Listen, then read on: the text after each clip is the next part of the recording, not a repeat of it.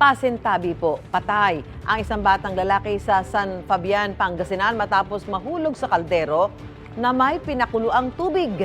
Kwento ng lola ni JJ Navarro, nag-init siya ng tubig para ipangsuob sana sa asawang may sakit.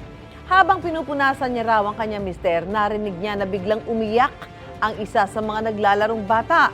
Nang tingnan, ang 2 taong gulang na apo niya pala nahulog na sa kaldero. Nagtamo ng mga lapnos ang bata. Dinala siya sa ospital pero namatay kinabukasan. Pumalagay sa kaparehong sitwasyon, narito ang paalala ng Health Department.